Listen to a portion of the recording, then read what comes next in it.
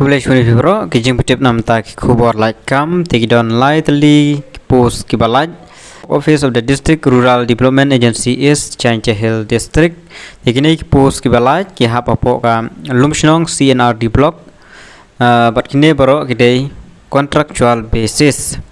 Kita gilong junior engineer kawai post. The educational qualification dimlong diploma holder in civil engineering from a government recognized institution, minimum 2 years of working experience, age limit kede belong life for arts name, fixed pay per month ka pay kede belong khat prajar namta junior engineer, lower division assistant LDA kawai ka post kede belong graduate. The done 2 years working experience with certificate in computer application will be preferred. Kane kumju life arts name kane ka tulop kadai khasan hajar shibanai but driver tangawai kaneru class 7 pass will valid driving license pidimdan mete ka valid driving license.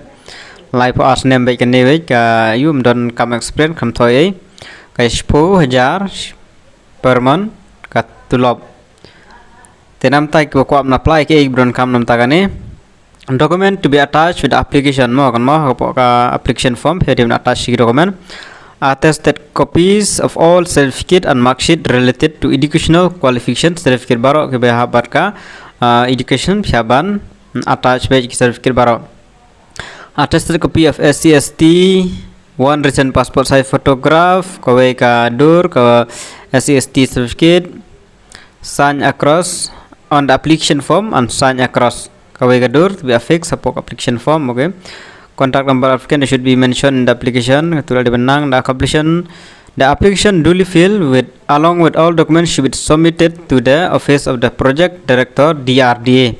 Mau kita buka apply ndala ada pendap ka form ada bulang bagi dokumen baru haban submit hapok office jong project director DRD ka hapo is Chancha Hill District ka last date kandai santrik July arjar apply. Application received over due date will not be accepted mo kan mau ndala akur ka last date kena accept show. Serial number 1 or 2 that is for junior engineer and lower division assistant there will be written test namta kini artlik post kadan written test namta ka driver pada kandon tangka driving test. Any application form not supported on the mark sheet certificate and experience will be summarily rejected and no further correspondence will be issued. Only eligible application will be called for interview. Te kita ki bom submit ki application ki babiang ki dokumen ki babiang kin sha reject baik directly kan nam khot nam ta ka written la nam ta ka interview te tangin ki jing betep kublai shubun.